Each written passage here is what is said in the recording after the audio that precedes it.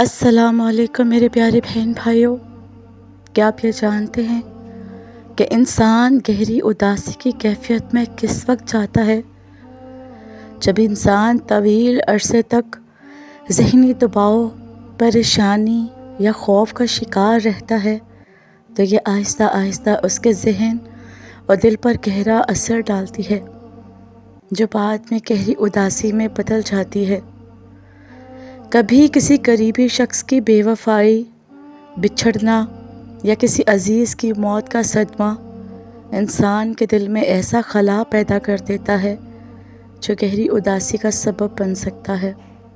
جب انسان خود کو دوسروں سے کٹا ہوا محسوس کرے، بات کرنے والا کوئی نہ ہو، تو دل میں تنہائی کا زہر اترتا ہے جو اداسی کو جنم دیتا ہے۔ اگر انسان کو اپنی زندگی میں کوئی مقصد، ہدف یا معنی نظر نہ آئے تو وہ ایک خلا، ایک بے معنیت کا شکار ہو جاتا ہے جو گہری اداسی کا باعث بنتی ہے۔ بار بار منفی خیالات جیسے کہ میں ناکام ہوں، میں کچھ نہیں کر سکتا، کوئی مجھ سے محبت نہیں کرتا یا میری زندگی بیکار ہے، ان جیسے خیالات جب انسان کو گھیر لیتے ہیں نا تو وہ گہری اداسی میں ڈوب جاتا ہے۔ ماضی کی تلخ یادیں، پچھتاوے یا گزری ہوئی خوشیوں کا تصور جب حال کی حقیقت سے ٹکرا جاتا ہے نا تو انسان ایک اندرونی ٹوٹ پھوٹ کا شکار ہوتا ہے۔ اکثر انسان اس وقت اداسی کا شکار ہوتا ہے جب اس کا دل اللہ سے غافل ہو جاتا ہے۔ روحانی سکون کی کمی، عبادات میں بے دلی اور توبہ سے دوری دل کو ویران کر دیتی ہے۔ تو میرے پیارے بہن بھائیوں، گہری اداسی کا آغاز اکثر خاموشی سے ہوتا ہے، ایک عجیب سی بے چینی، بے رخی یا مسلسل تھکن کی صورت میں۔ یہ دل و دماغ کو ایسا جکڑ لیتی ہے کہ انسان دنیا کی رونقوں میں بھی خوشی محسوس نہیں کرتا۔ تو میرے پیارے بہن بھائیوں، اللہ پاک گہری اداسی کو کیسے اور کب ختم فرماتے ہیں؟ جب بندہ سچے دل سے اللہ کی طرف رجوع کرتا ہے۔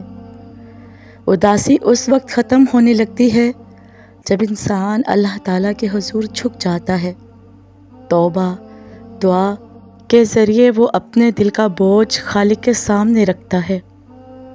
قرآن پاک میں فرمایا گیا ہے، بے شک دلوں کا سکون صرف اللہ کے ذکر سے ہے۔ جب بندہ مشکل وقت میں صبر کرتا ہے نا اور شکر کو نہیں چھوڑتا تو اللہ اس کے دل میں اطمینان ڈال دیتا ہے۔ قرآن پاک میں فرمایا گیا ہے، اور صبر کرنے والوں کو خوشخبری دے دو۔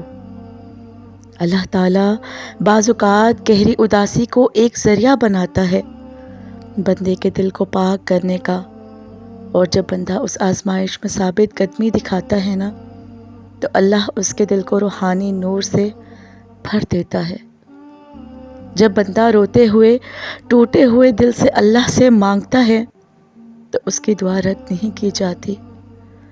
گہری اداسی کو اللہ ایک لمحے میں سکون سے بدل دیتا ہے۔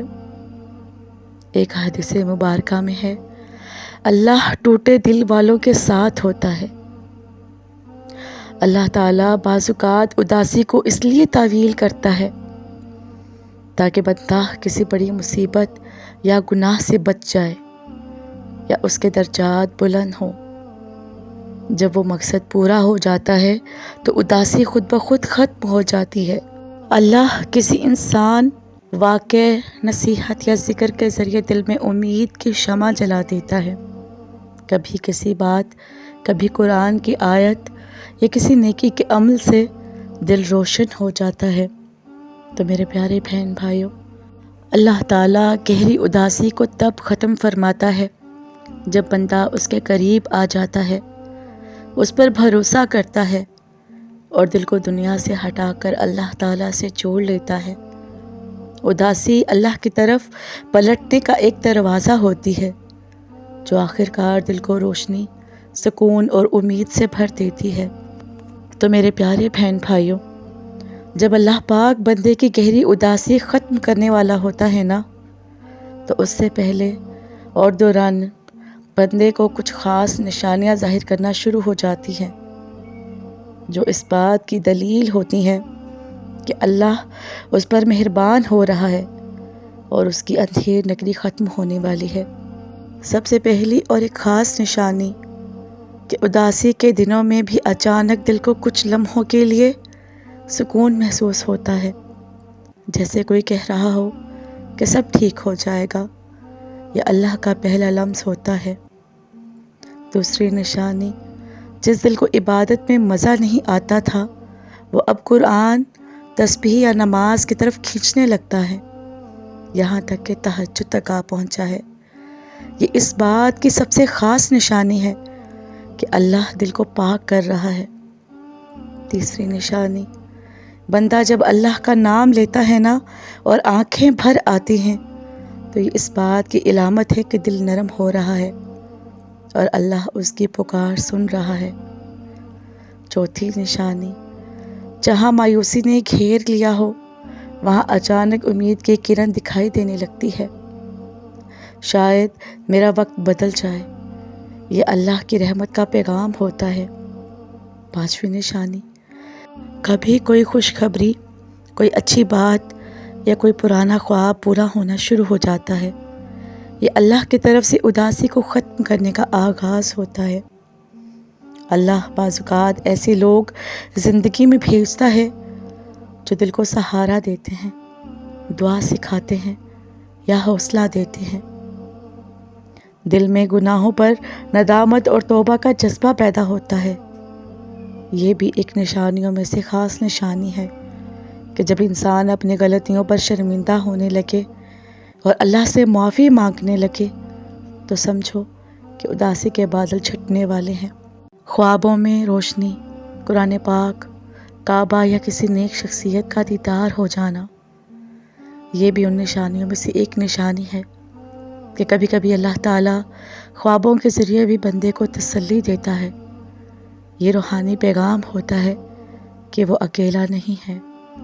تو میرے پیارے بہن بھائیوں، جب یہ نشانیاں ظاہر ہونے لگتی ہیں نا، تو سمجھ لینا چاہیے کہ اداسی کا دورانیہ ختم ہونے کے قریب ہے اور اللہ تعالیٰ اب دل کو سکون عطا کرنے والا ہے۔ ان لمحات میں اللہ سے اور قریب ہو جانا چاہیے تاکہ یہ روشنی ہمیشہ کے لیے دل میں اتر جائے۔ اور میری اللہ پاک سے دعا ہے کہ جو اس وقت میرے پیارے بہن بھائی جو گہری اداسی اور مایوسی میں مبتلا ہیں، اللہ پاک ان کی اداسی خوشیوں میں بدل دے، ان سب کی دعاؤں پر کن فرما دے۔ آمین ثم آمین۔